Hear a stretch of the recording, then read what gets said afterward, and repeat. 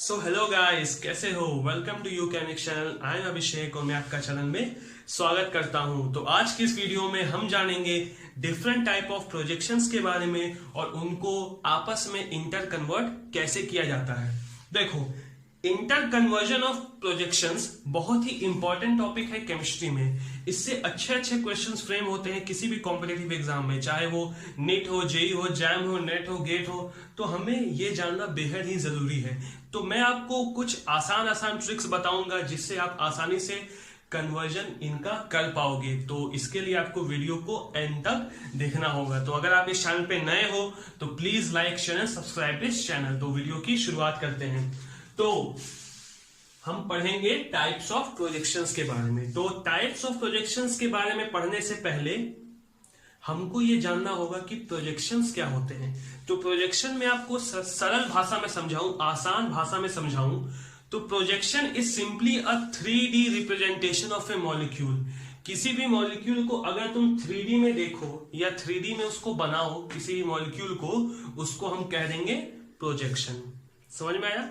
किसी भी मॉलिक्यूल को अगर हम 3D में बनाएंगे उसको हम कह देंगे प्रोजेक्शन। तो पहले क्या होता था कि साइंटिस्ट लोग समझते थे कि केमिस्ट्री का कोई भी मॉलिक्यूल 2D में ही बनाया जा सकता है। उसको 3D में तो दिखता होगा मॉलिक्यूल, ऑब्वियस सी बात है, नेचर में 3D में एग्जिस्ट करता होगा, लेकिन उसको 2D में ही बनाया जा सकता है। तो कुछ साइंटिस्टों ने बोला कि नहीं, हम 3D में ही बना सकते हैं मॉलिक्यूल को, तो उसके लिए हम अलग तरीका अपनाएंगे। तो 4 साइंटिस्टों ने 4 अलग अलग तरीके अपनाए 3D में एक मॉलिक्यूल को बनाने के लिए। तो वही 4 प्रोजेक्शंस हमें उन चारों साइंटिस्टों से मिले। तो 4 प्रोजेक्शंस क्या क्या हैं? Wedge dash, Fisher, Newman, sawhorse. तो वेज डैश सबसे पहला प्रोजेक्शन है। तो वेज डैश में क्या होता है? वेज डैश में बीच में सेंट्रल एटम होता है। यहां पे अगर कुछ नहीं है तो इसका मतलब कार्बन है, ये आप जान लीजिए। तो बीच में कार्बन है और चारों अलग अलग ग्रुप अटैच है। सेम ग्रुप भी अटैच हो सकते हैं, लेकिन मैंने यहाँ पे डिफरेंट ग्रुप अटैच किया है, मेरा मन। तो देखो, इस कार्बन से एक फ्लोरीन अटैच है, एक हाइड्रोजन अटैच है, एक OH अटैच है और एक Cl अटैच है। फ्लोरीन और H तो सिंपल बॉन्ड से अटैच है, कोवेलेंट बॉन्ड से अटैच है, लेकिन OH और Cl को मैं एक अलग अलग चीज से दिखाया हूं। ये जो चीज आपको दिख रही है, बोल्ड लाइन या कहते हैं चाकू टाइप का, तो इसको हम कहते हैं वेज। तो वेज मतलब क्या होता है? चाकू टाइप का कोई चीज होता है, तो इसको हम कहते हैं वेज। और इसको जो डॉटेड लाइन जो दिख रहा है, इसको हम कहते हैं डैश। तो वेज मतलब क्या होता है कि वेज मतलब होता है अबव द प्लेन, और डैश मतलब बिलो द प्लेन। और अगर ये और ये बॉन्ड मतलब होता है विद इन द प्लेन, इसका मतलब होता है विद इन द प्लेन। समझ में आ गया? मतलब ये कार्बन है, तो कार्बन से प्लेन के ऊपर होगा OH, प्लेन के नीचे होगा Cl, और कार्बन जिस प्लेन में उसी प्लेन में होगा F और H। कहने का मतलब है, मान लो ये कार्बन का प्लेन है, ये मेरा हाथ कार्बन का प्लेन है, ये कार्बन है बीच में, तो ऊपर OH होगा, नीचे Cl होगा, और जिस प्लेन पे कार्बन है यहाँ पे F होगा, यहाँ पे H होगा। तो इसका मतलब यही होता है वेज डैश में। यह है एक कार्बन सेंटर का वेज डैश रिप्रेजेंटेशन, यह है 2 कार्बन सेंटर का वेज डैश रिप्रेजेंटेशन। आइए हम बढ़ते हैं सेकेंड प्रोजेक्शन की ओर, जो है फिशर। फिशर में हम वेज और डैश नहीं दिखाते हैं, हम सिंपली एक क्रॉस करते हैं। क्रॉस में जो बीच वाला एटम है कार्बन होता है, और right side OH, H, CH3, C2H5। इसको हम डिटेल में जानेंगे, इसका मतलब क्या होता है आगे वाले वीडियो सेगमेंट में। यह है एक कार्बन सेंटर का फिशर रिप्रेजेंटेशन, और ये है 2 कार्बन सेंटर का फिशर रिप्रेजेंटेशन। देखो, ये भी कार्बन सेंटर है और ये भी कार्बन सेंटर है। तो समझ में आ गया? न्यूमैन क्या होता है? न्यूमैन ऐसा दिखता है, ये फ्रंट कार्बन हो गया, ये बैक कार्बन हो गया, मतलब ये पीछे कार्बन ही है, जो गोल में घुमाया हूं पीछे करके, वो कार्बन है, और ये पॉइंट भी कार्बन है। तो आगे वाले कार्बन से F, OH और CH3 लगा हुआ है, पीछे का वाले कार्बन से C2H5, H और Cl लगा हुआ है। ये इसका स्टैगर्ड कन्फर्मेशन है। देखो, स्टैगर्ड कन्फर्मेशन में क्यों लिखा हूं? स्टैगर्ड मतलब होता है कि एटम्स जो होंगे दूर दूर होंगे आपस से, मतलब आपस में एटम्स दूर दूर होंगे। और इक्लिप्स मतलब क्या होता है कि एटम्स पास पास होंगे। जो फिशर कन्फर्मेशन में आपको जो बताया था आपको मैं, फिशर प्रोजेक्शन होता है इक्लिप्स प्रोजेक्शन। मतलब फिशर प्रोजेक्शन में तुम जितना भी तुम एटम्स बना रहे हो, CH3, OH, C2H5, H, तो ये सब अगल बगल होंगे। कार्बन का तो सेंट्रल एटम है, लेकिन कार्बन का सेंट्रल एटम से जो जितने भी चारों ग्रुप जुड़े हुए हैं वो पास पास होंगे। उसी का मतलब फिशर इक्लिप्स प्रोजेक्शन होता है, ऑलवेज इक्लिप्स। फिशर का स्टैगर्ड बनता ही नहीं है, मतलब फिशर इक्लिप्स ही होता है। न्यूमैन के दोनों बन सकते हैं, स्टैगर्ड और इक्लिप्स दोनों। अब हम बात करते हैं सॉहर्स के बारे में। सॉहर्स देखो घोड़ा ऐसा दिखता है, देखो घोड़े के तुम्हें दिखेंगे लगता है कि दो पैर है, इसको तुम उल्टा करके देखो तो लगेगा कि नहीं घोड़ा का दो पैर है, तो इसलिए इसको बोला गया है सॉहर्स। सॉहर्स घोड़ा के नाम पे नहीं पड़ा इसका प्रोजेक्शन, इसका साइंटिस्ट का नाम है सॉहर्स, इसलिए वो प्रोजेक्शन का नाम ऐसा पड़ा सॉहर्स। तो देखो सॉहर्स में क्या होता है, ये कार्बन है, ये भी कार्बन है, ये कार्बन, ये कार्बन, इसको हम फ्रंट कार्बन मानते हैं, इस कार्बन को हम बैक कार्बन मानते हैं। मतलब ये फ्रंट में है और ये बैक में है, मतलब ये देख लो, ये फ्रंट कार्बन है, ये बैक कार्बन है, समझ में आ गया। इसको बोलते हैं हम सॉहर्स। ये इसका इक्लिप्स्ड कन्फर्मेशन है, ये इसका स्टैगर्ड कन्फर्मेशन। इक्लिप्स मतलब क्या हुआ कि एटम्स पास पास है, स्टैगर्ड मतलब एटम्स दूर दूर है। इतना भैया, इतना बस आप ध्यान रखिए इक्लिप्स और स्टैगर्ड में। वैसे इक्लिप्स और स्टैगर्ड काफी डिटेल में है, उसको भी हम जानेंगे, लेकिन इतना आप ध्यान रखिए कि इक्लिप्स मतलब होता है एटम्स पास पास और स्टैगर्ड मतलब होता है एटम्स दूर दूर। और स्टैगर्ड स्टेबल होता है इक्लिप्स से, क्योंकि एटम्स दूर होंगे तो उनमें रिपल्शन कम होंगी। इक्लिप्स में एटम्स नजदीक होते हैं इसलिए उनमें रिपल्शन ज्यादा होती है। तो आइए हम देखते हैं कि इनको आपस में कन्वर्ट कैसे करें। फिशर को न्यूमैन में, न्यूमैन को फिशर में, फिशर को सॉहर्स में, सॉहर्स को फिशर में, वेजडैश को फिशर, मतलब किसी को भी किसी में हम कैसे कन्वर्ट करें। तो देखिए कैसे करते हैं। तो गाइस चलिए हम कन्वर्ट करना सीखते हैं वेज डैश प्रोजेक्शन को फिशर प्रोजेक्शन में। तो देखो मैं वेज डैश प्रोजेक्शन का एक मॉलिक्यूल लिखा हूं, ये कायल कार्बन है, इससे 4 अलग अलग ग्रुप्स अटैच हैं, CH3, Cl, OH और H। CH3 वेज से अटैच है, Cl डैश से अटैच है और H और OH सिंपल बॉन्ड से अटैच है। इसको मैं कन्वर्ट करूंगा फिशर में। फिशर ऐसा दिखता है। तो देखो इसको मैं कैसे कन्वर्ट करूंगा। तो सबसे पहले ये जो कार्बन एटम है, कार्बन एटम के राइट साइड क्या है, वेज वाले और डैश वाले बॉन्ड्स, और कार्बन के लेफ्ट साइड क्या है, सिंपल बॉन्ड्स। तो कार्बन का जिस साइड सिंपल बॉन्ड्स हो उस साइड को हम बोलते हैं कैविटी। क्या बोलते हैं हम, कैविटी। मतलब कार्बन का जिस साइड सिंपल बॉन्ड्स हो उस साइड को हम बोलते हैं कैविटी। समझ गए। तो ट्रिक क्या कहता है इस मॉलिक्यूल को फिशर में कन्वर्ट करने का, कि जिस साइड कैविटी हो उसी साइड वेज वाला एटम लगा दो। तो देखो इस मॉलिक्यूल में कैविटी किस साइड है, लेफ्ट साइड। तो इस कार्बन के लेफ्ट साइड कौन सा एटम लगेगा, वेज वाला एटम। वेज वाला एटम कौन सा है, CH3 लेफ्ट में। देखो कैविटी लेफ्ट साइड में है तो लेफ्ट साइड मैंने लगा दिया वेज वाला एटम। वेज वाला एटम कौन सा था, CH3, तो लेफ्ट साइड में लगा दिया CH3।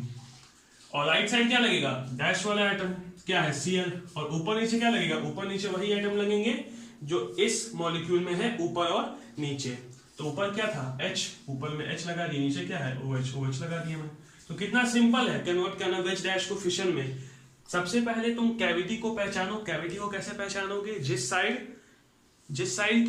साइड कार्बन के सिंपल बॉन्ड्स हो उसी साइड को हम कैविटी बोलते हैं, और जिस साइड कैविटी उसी साइड वेज वाला एटम। तो लेफ्ट साइड कैविटी, तो लेफ्ट साइड इस कार्बन का वेज वाला एटम CH3, और राइट साइड क्या होगा Cl, और ऊपर नीचे क्या होगा, ऊपर नीचे वही होगा जो इस मॉलिक्यूल में था, ऊपर नीचे H और OH। तो कितना आसान है। ये हो गया एक कैरल सेंटर वाले को कन्वर्ट करना। 2 कैरल सेंटर वाले को कैसे कन्वर्ट करते हैं, आइए वो भी देखते हैं। देखो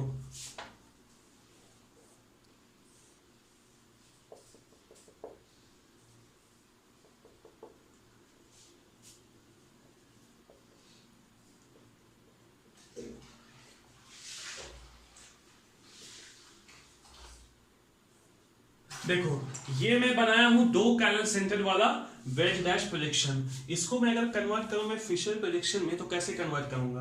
तो सबसे पहले मैं फिशर प्रोजेक्शन बनाऊंगा 2 कैरल सेंटर वाला, ऐसा दिखता है। अब देखो कैसे लगाऊंगा मैं। सबसे पहले मैं चूज करूंगा कैविटी। देखो इस कार्बन को मैं इस कार्बन के साथ कंपेयर करूंगा और इस कार्बन के साथ इस कार्बन को मैं इस कार्बन के साथ कंपेयर करूंगा। नंबरिंग कर दो, 2 नंबर कार्बन और ये 1 नंबर कार्बन। ठीक है, अपनी सहूलियत के लिए। देखो 1 नंबर कार्बन का कैविटी किस साइड है, इस साइड है, क्योंकि इसी साइड सिंपल बॉन्ड्स हैं। लेफ्ट साइड तो क्या है कार्बन के, वेज और डैश वाले बॉन्ड्स है, राइट साइड क्या है, सिंपल बॉन्ड्स है, तो इस साइड कैविटी हो गया, और इस वाले कार्बन पे लेफ्ट साइड कैविटी है, और राइट साइड वेज वाले डैश वाले बॉन्ड्स हैं। अब देखो कैविटी जिस साइड, अब देखो एक कार्बन वाले को कंपेयर करता हूं, यहां लगाऊंगा, देखो कैविटी किस साइड है, राइट साइड, तो राइट साइड में अटैच करूंगा मैं वेज वाला आइटम, वेज वाला आइटम क्या है, OH, तो राइट साइड लगा दिया मैं OH, तो लेफ्ट साइड क्या होगा, डैश वाला CH3, ऊपर क्या होगा, वही जो छूट गया क्या है, C2H5। अब देखो दूसरे कार्बन को पकड़ता हूं मैं, दूसरे कार्बन में क्या है, लेफ्ट साइड कैविटी है, तो जिस साइड कैविटी उस साइड वेज वाला आइटम, तो लेफ्ट साइड क्या होगा, वेज वाला आइटम क्या है, F, तो F लगा देंगे, राइट साइड क्या होगा Cl, और नीचे क्या बच गया, ये T है, T लगा दिए, तो देखो मैं कन्वर्ट कर दिया वेज डैश को फिशर में। तो यही तरीका है वेज डैश रिएक्शन को फिशर में कन्वर्ट करने का। तो आप डिफरेंट एग्जांपल्स प्रैक्टिस कीजिए, आपको कोई दिक्कत नहीं आएगी। अब देखो इसी फिशर रिएक्शन को मैं अगर वेज डैश में फिर से कन्वर्ट करूं तो कैसे होगा, देखो इसी फिशर को मैं फिर से वेज डैश में कन्वर्ट करूं, इसको मैं वेज डैश बनाऊं तो कैसे होगा, देखो जो वर्टिकल लाइन वाले जो होंगे एटम्स वो डाउन दी प्लेन होंगे, और जो हॉरिजॉन्टल लाइन वाले जो एटम्स होंगे वो अबव दी प्लेन होंगे। क्या होंगे, वर्टिकल लाइन वाले एटम डाउन दी प्लेन, और हॉरिजॉन्टल लाइन वाले एटम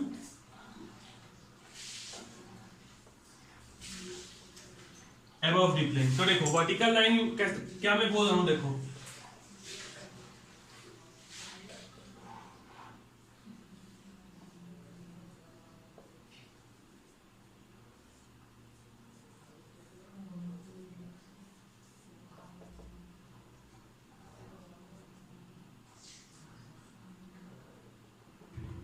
यही मैं बोल रहा हूं कि देखो वर्टिकल लाइन में जो एटम क्या है, डाउन दी प्लेन, डैश उसको रिप्रेजेंट किया हूं मैं, इसको आप डैश भी लिख सकते हो अगर डाउन दी प्लेन आपको समझ में नहीं आ रहा। वर्टिकल लाइन वाले एटम डैश में, और हॉरिजॉन्टल लाइन वाले एटम वेज में। तो देखो हॉरिजॉन्टल लाइन पे जितने एटम्स हैं उसको मैं वेज से दिखाया हूं, और वर्टिकल लाइन वाले एटम्स को मैं डैश से दिखाया हूं। तो ये रहा Fisher to wedge, wedge to Fisher भी हमने सीख लिया, फिशर टू वेज भी सीख लिया हमने। तो आइए अब हम बढ़ते हैं दूसरे प्रोजेक्शंस की तरफ, उसको मैं आपस में कैसे इंटर कन्वर्ट करूंगा। तो देखिए अब मैं कन्वर्ट करने जा रहा हूं फिशर टू सॉहर्स। दूसरा टाइप का कन्वर्जन हम पढ़ने जा रहे हैं, क्या है, फिशर टू सॉहर्स। तो देखो मैं फिशर पहले बनाता हूं, फिशर बना लिया मैं, मान लो ये है फिशर, इसको मैं कन्वर्ट करूंगा सॉहर्स। तो आप जानते होंगे कि फिशर प्रोजेक्शन कैसा है, इक्लिप्स प्रोजेक्शन होता है फिशर, ऑलवेज इक्लिप्स्ड।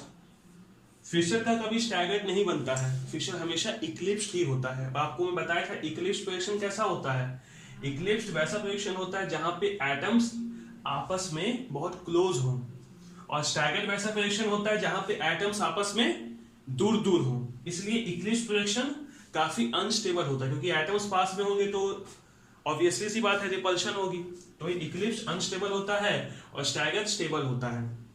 अब देखो इसको मैं अगर कन्वर्ट करूंगा सॉहर्स में, तो मैं सॉहर्स का ये इक्लिप्स में चेंज होगा, इक्लिप्स टू इक्लिप्स बनता है। फिशर से तुम सॉहर्स का स्टैगर्ड में चेंज नहीं कर सकते, फिशर से तुम सॉहर्स का इक्लिप्स में चेंज कर सकते हो। तो सॉहर्स का इक्लिप्स कैसा दिखता है, ऐसा दिखता है, ऐसा दिखता है इक्लिप्स। ये क्या है, सॉहर्स का इक्लिप्स, ये है सॉहर्स का इक्लिप्स प्रोजेक्शन। अब देखो मैं कैसे अटैच करूंगा इसमें एटम्स। देखो इस कार्बन को मैं मान लिया हूं फ्रंट कार्बन, और इस कार्बन को मैं मान लिया हूं बैक कार्बन। आप किसी भी कार्बन को मान सकते हो फ्रंट और बैक, इसको भी मान सकते हो, इसको भी मान सकते हो। यहां पे मैं इस कार्बन को मान लिया हूं मैं फ्रंट कार्बन, इस कार्बन को मान लिया हूं मैं बैक कार्बन। अब देखो फ्रंट कार्बन को मैं फ्रंट कार्बन से कंपेयर करूंगा, तो देखो फ्रंट कार्बन के राइट साइड क्या है, OH, तो मैं OH लगा दिया। फ्रंट कार्बन के लेफ्ट साइड क्या है, T लगा दिया। नीचे क्या है, C2H5 लगा दिया। अब बैक कार्बन को मैं पकड़ूंगा, बैक कार्बन यहां है, तो बैक कार्बन के राइट साइड क्या है, H लगा दिया। लेफ्ट साइड क्या है, Cl लगा दिया, और नीचे क्या है, CH3 लगा दिया। तो देखो कितना आसान है, फिशर टू सॉहर्स। अब इसी सॉहर्स वाले इक्लिप्स को अगर मैं चेंज करना चाहता हूं स्टैगर्ड में, तो कैसे चेंज करूंगा? इसको मैं 60 डिग्री घुमाऊंगा। आपको अगर इक्लिप्स से स्टैगर्ड चेंज करना है या स्टैगर्ड से इक्लिप्स चेंज करना है, आपको बस 60 डिग्री घुमाना पड़ता है मॉलिक्यूल को। तो देखो 60 डिग्री में घुमाऊंगा कैसे? इस बॉन्ड को मैं कांस्टेंट रखूंगा और इस बॉन्ड को मैं घुमाऊंगा। समझ लो कैसे मैं घुमा रहा हूं 60 डिग्री। इस बॉन्ड को मैं पकड़ लिया हूं और इस बॉन्ड को मैं घुमा रहा हूं। तो देखो आप कोई भी बॉन्ड को पकड़ के कोई भी बॉन्ड को घुमा सकते हो।